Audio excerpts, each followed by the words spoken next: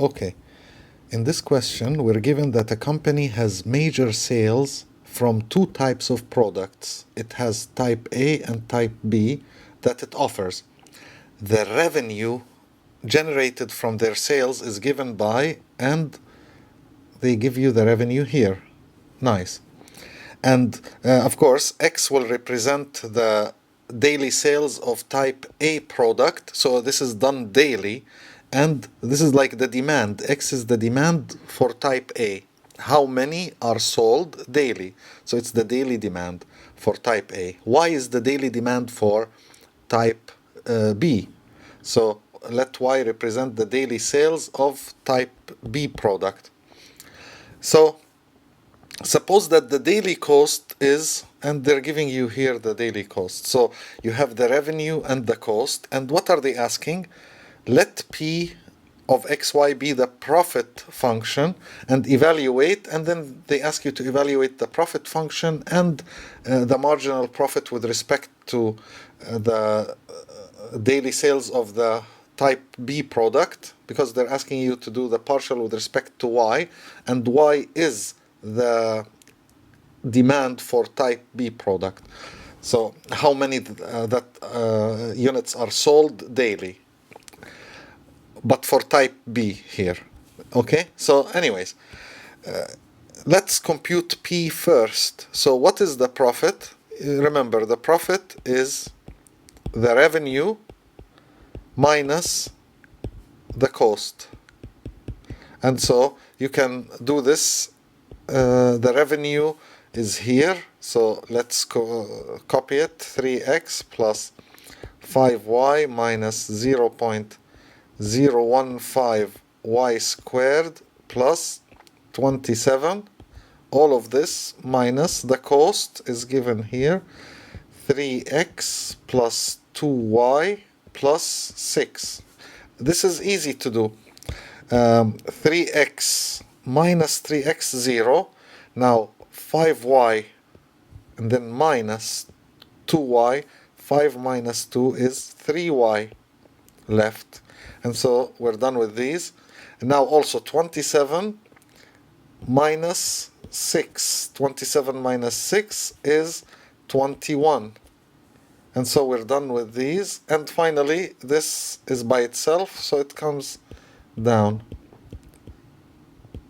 Just we took the thing here minus the thing here, and we got a much easier expression. Okay, so now this is the profit function. So we want to evaluate it at when we have the daily sales 20 for type A and 30 of type B. So 50 in total. 50 units are sold, 20 of them of type A and 30 of type B. So this is the type A and this is the type B. And they're asking you, if this is the case, how much profit is generated now? So all what you have to do is you come here and put 20 for X and 30 for Y. And so this implies that P of 2030, since you computed P already, it's here, it will be 3y, y is 30, plus 21, minus 0.015, y is 30 squared. Notice profit does not depend on X. So the profit does not depend on the daily sales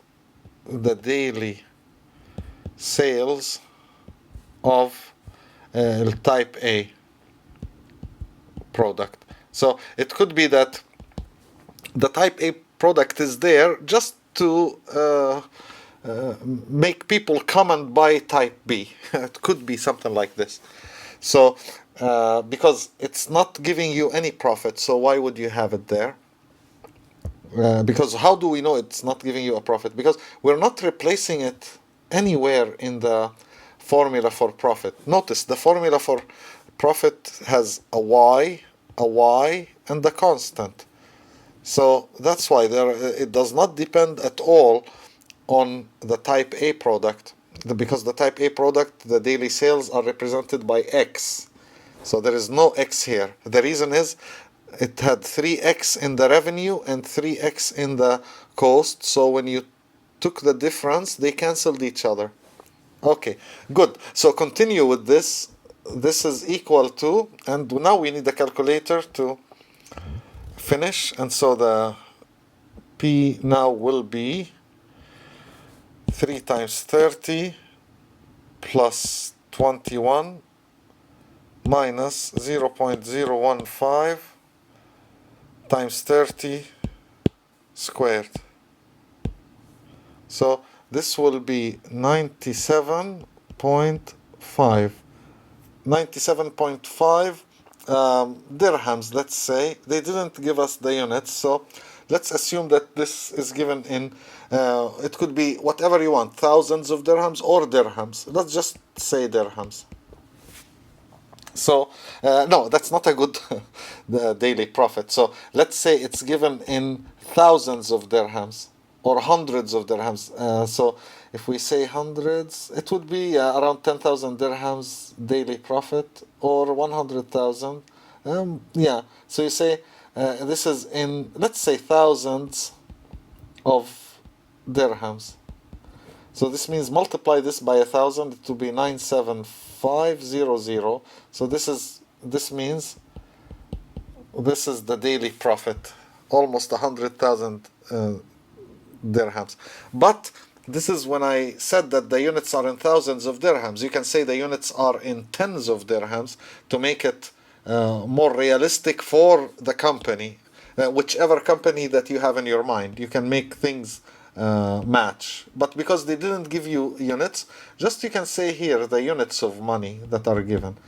Okay, so it turned out to be 97.5 the profit made, and now PY. So let's use this color. So PXY, I mean this P of XY was here.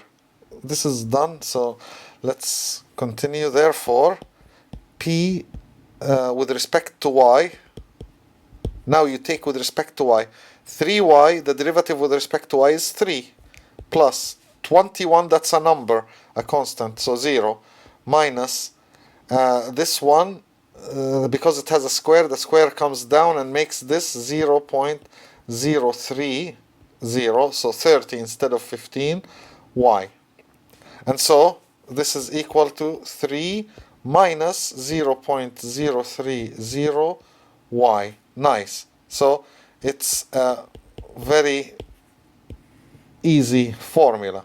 So now this implies that if you substitute the number that they ask for, 2030, of course, again, it does not depend on x, because already P did not depend on x.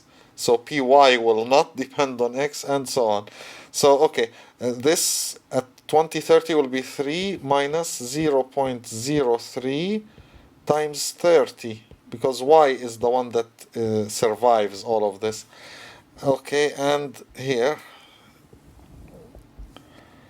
we will put it, so 3 minus, and between parentheses I have 0.03 times 30. So this is 2.1. Okay, so the PY is 2.1. As we said, let's say hundreds of dirhams. So if we say hundreds of AED, multiply this by 100, so it will be 210 dirhams per additional. So this will be when you say the partial with respect to y is something, this is like you're approximating the profit when you have 2031 minus the profit at 2030. You see that if you say, if we increase the type B production by 1, so instead of 30 I produce 31 and keep the type A fixed, then this is actually what the partial with respect to y means. So let's just make sure that what we said is true. So I'm going to evaluate this P of 2031 minus P of 2030. So already we know that, where is P of 2030? Here, P of 2030 is 97.5. So this here is something minus 97.5. So we need to just know what is P of 2031. So instead of 2030, we put 2031. Okay, so what is P? Again, it's here, the P, 3y plus 21 minus 0.015 y squared. And we're saying here that it's at 31. So this is 31 for y. Remember, it did not depend on x, so this is 99.585. Subtract from this 97.5. So this will be 2.085, which is approximately 2.1. Notice, happy face, very nice that it works the same way as in one variable. So this is not surprising, because actually any function f sub y, if you do it at let's say mn, this is approximately f of m n plus 1 minus f of m n.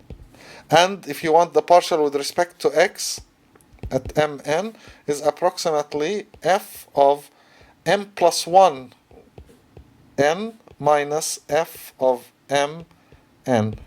You see, very nice. All right, and this finishes the question. Remember that really what we're asked to find were these numbers, 97.5 and 2.1. The other discussion that I do is to make you understand the idea better. So pay attention and watch again. Not only the answer, how we got the answers, but also the material that I was demonstrating for you. Like what I said here, for example, and what I proved here, that the partial with respect to y is approximately this. So you just increase this number by 1 and subtract this from it. This, for example, gives you the exact profit from producing the 31st type B item. Of course, keeping the production of type A fixed. Keeping type A fixed. That's the X part, the 20. Keep it as it is. Okay? Change just in the type B. And if you want this one, the PX of 2030, this is approximately P at 2130 minus P at 2030. So you keep the type B constant and you just increase the type A by 1 and take the difference to see the exact profit from producing the 21st type A item. Okay, and you can check that they are equal. In this case, for this problem, you cannot check this because it does not depend on x. I mean, it's not a nice question to check this rule, but choose any other question in which you compute p sub x or even r sub x and check that this holds. Okay, just like what we did at the beginning of the semester when we said for functions in general, f prime at n, so the derivative at the point n is Approximately, of course, not the same. Approximately, it's f of n plus 1 minus f of n. It's because this is the average rate of change. If you just divide this by n minus 1 minus n, this becomes like, f of b minus f of a over b minus a. So it's giving you the average rate of change of the function from n to n plus 1. So if we increase the production by one more, what would be the additional revenue or profit, depending on the question. So this f can be the revenue or can be the profit function. Okay, and this n plus 1 minus n, it's just 1, so that's why you don't see it. N plus 1, I mean. This was n plus 1 minus n. So n minus n goes away, and when you divide by 1, it's not there. That's why you don't see it, and the rule is just written like this. R prime of n is approximately r of n plus 1 minus r of n for revenue, and p prime of n is approximately p of n plus 1 minus p of n for profit. Okay, good. So I will stop here.